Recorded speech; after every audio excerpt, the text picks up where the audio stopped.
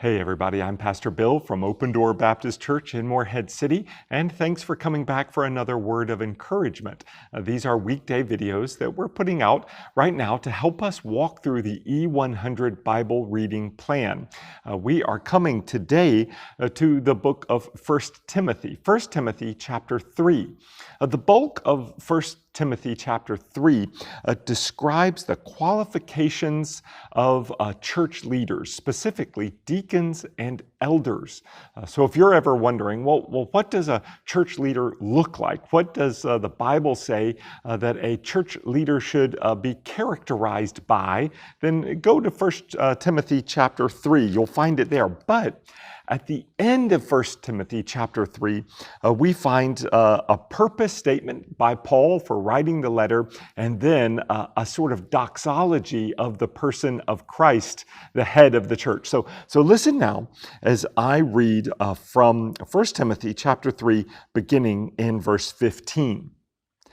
I have written so that you will know how people ought to act in God's household, which is the church of the living God, the pillar and foundation of the truth. And most certainly, the mystery of godliness is great.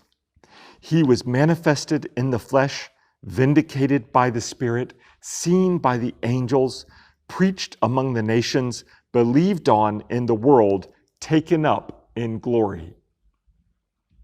This statement of the church, your church, let's make this personal, that when Paul is talking to Timothy, a church leader that he has left in Ephesus at this time to establish and to build up and to strengthen the church, he's talking about your church as well, the church that you are a member of, the assembly, the gathering of the family of God, what he calls here the household of God. But he goes on to say that the church is, get this, the pillar and foundation of the truth.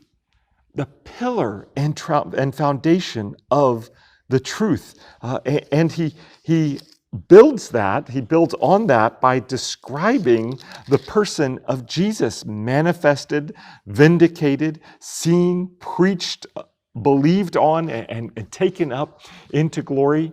This is the family that I hope that you are a part of. If you are a part of Open Door Baptist Church, then you are a member, like a family member, or more so like a body member. You have been, and we have been, grafted together to be the pillar and foundation of truth for anyone who joins us and hears Jesus preached and seen and displayed and manifested in his glory and in his truth. Oh, may we be encouraged by that today, to know that we are a part of the household of God, the pillar and foundation of truth.